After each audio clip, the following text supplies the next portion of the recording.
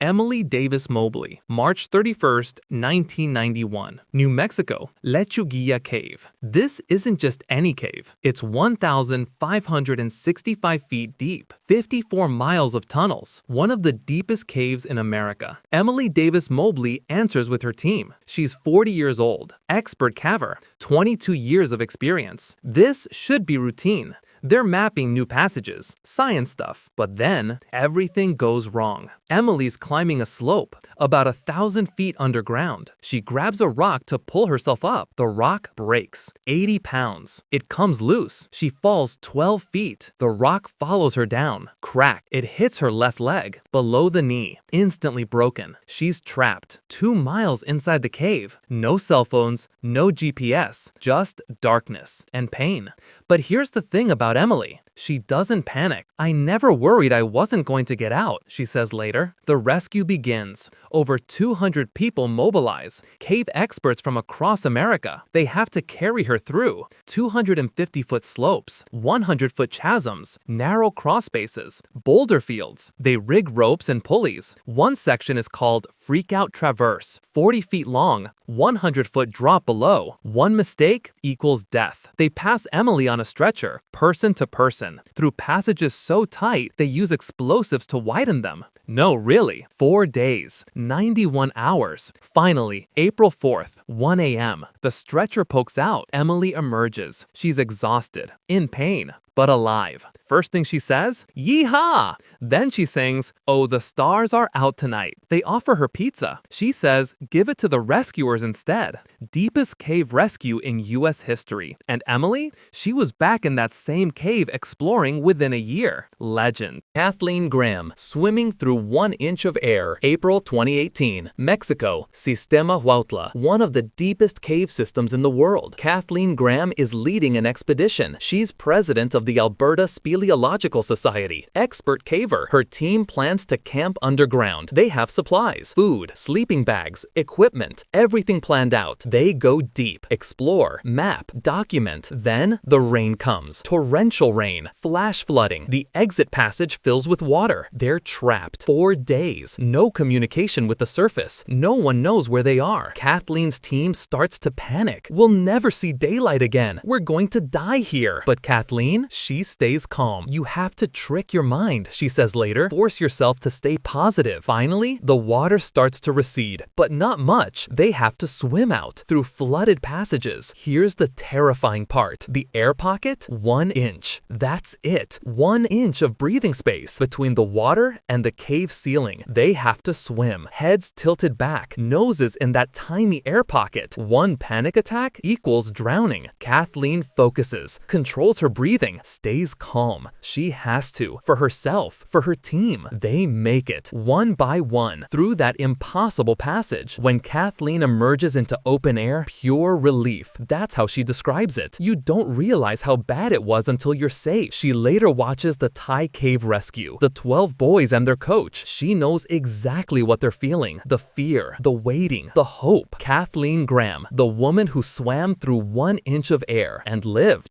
Ottavia Piana, the woman trapped twice. December 14th, 2024, Northern Italy, Bergamo Province.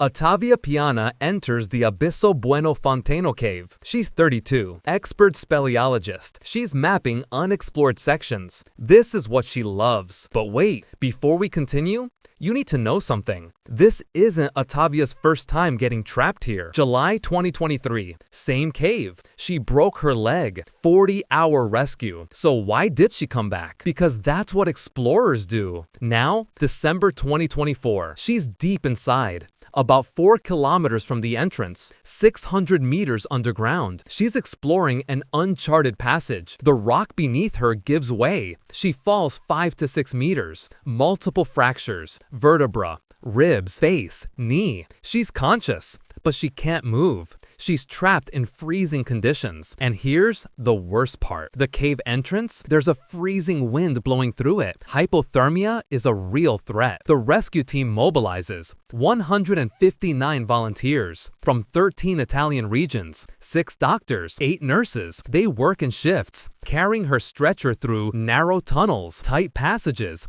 water-filled sections. Some passages are so narrow they use small explosive charges. Yes, explosives. To widen the path. Every 90 minutes they stop, check her vitals, keep her stable. The operation takes 75 hours, 3 full days. December 18th, 3 a.m. Ottavia reaches the surface, exhausted, in pain, but alive. Helicopter takes her to the hospital. Now here's where it gets interesting. People on social media attack her. She's asking for it. She should stay in the kitchen. Real classy internet. But rescue leader Federico Catania defends her. It's like asking why someone rides a bike after a fall, or why a skier continues after an injury. She's an expert, properly equipped. The same doctor who rescued her in 2023, he was there again in 2024. Doctor, we know each other, Ottavia told him. 2 rescues, same cave. 17 months apart. After this rescue, Ottavia reportedly said she never wants to see that cave again. Can't blame her. Saved by the Miracle Man, Florida. Merritt's Mill Pond, Twin Caves. This place is beautiful, crystal clear water, popular diving spot, but it's also deadly. 17-year-old Alexandra Clark goes diving with her father Raymond. He's an experienced open water instructor. They've dived together before. This should be safe. They enter Twin Caves, about 20 feet deep. Father and daughter move through the cave. Then, for a brief second, Raymond lets go. When he reaches back, she's gone. He searches frantically, can't find her. He thinks she made it out. He swims to the surface. She's not there. Panic sets in. He finds other divers. Please, my daughter is trapped. They refuse. We're not trained for this. Time is running out. Once her air runs out, she's dead. Minutes matter. Half a mile away, Ed Sorensen is teaching a cave diving class. He gets the call. Emergency, girl trapped, Twin Caves. Ed is a legend. The only person in the world with multiple successful cave rescues. 6 rescues, all lived. He ditches his class, jumps in his truck, races home, grabs his gear, heads to Twin Caves. Inside the cave, visibility is 0. The panicked searching stirred up sediment. It's like swimming through chocolate milk. Ed enters the cave. He can't see anything. He has to search by feel. Imagine this. You're in complete darkness. Water-filled cave. You're feeling around for a body that might already be dead. Ed searches methodically, hand over hand, wall to wall. Then he feels something. It's Alexandra, still alive, barely. He shares his air, guides her out. Slowly, carefully, they surface. Alexandra is gasping, but breathing. She's alive. Her father breaks down crying. Thank you, thank you, thank you. Ed just saved a 17-year-old girl's life in conditions that would kill most divers. Later, on his birthday, he rescues another person. Best birthday ever, he says. Ed Sorensen, remember that name. The man who pulls off miracles. Yorkshire Cave Ordeal, October 2nd, 2025. Yorkshire Dales, England. 3 cavers enter Dauber Gill Passage at Providence Pot, near Kettlewell. Experienced cavers. They know the system, but they don't know. Storm Amy is coming. They're underground when it hits. Massive rainfall. The passage they came through, now completely flooded. They're trapped. 600 meters inside. 9 p.m. They're officially overdue. North Yorkshire police are called. Upper Wharfedale Fell Rescue mobilizes. But Storm Amy makes everything worse. Terrible conditions above ground. Even worse below.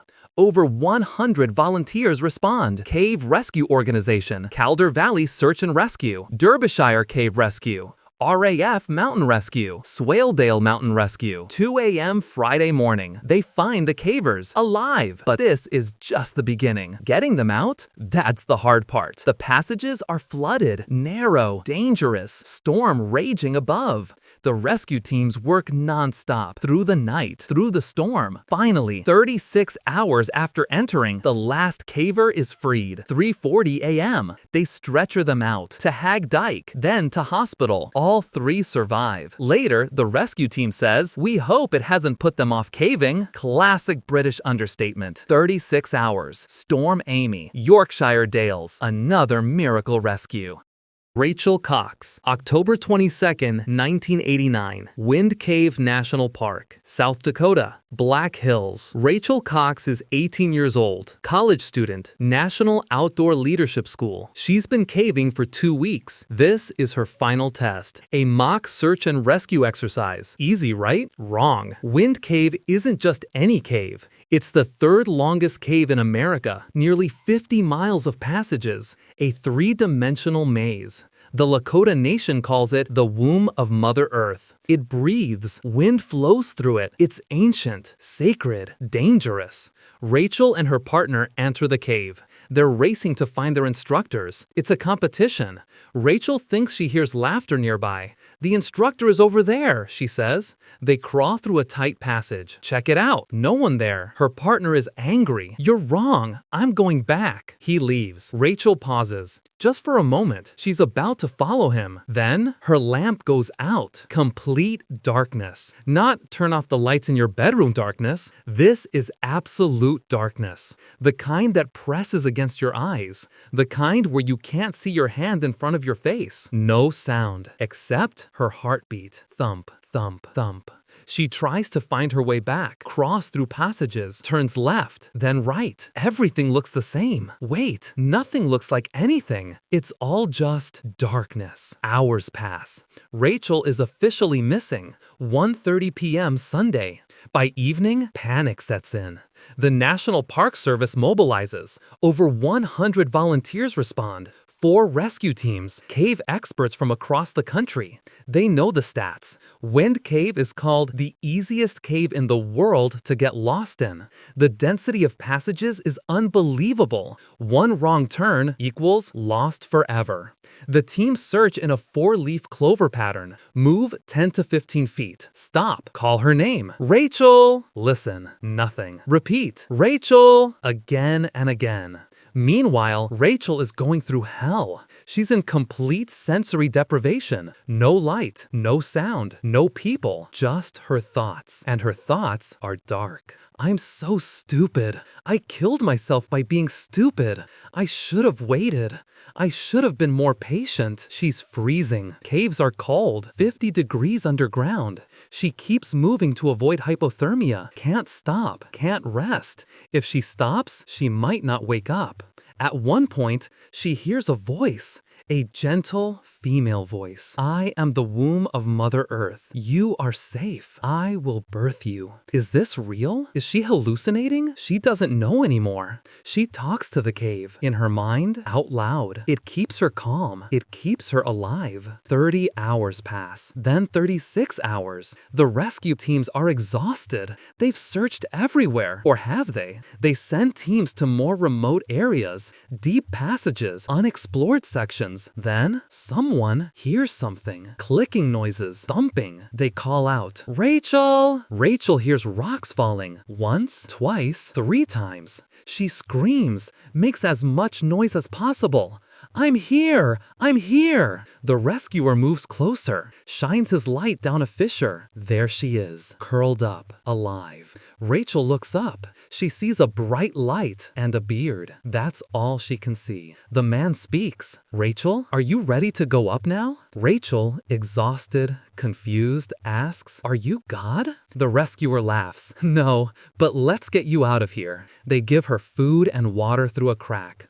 Work for 2 more hours to widen the passage. Finally, they pull her out. 36 hours after she went missing. Rachel emerges. She's smiling. No serious injuries. No hypothermia. She survived by constantly moving, by talking to the cave, by refusing to give up. Later, Rachel says, "I love this cave very, very much."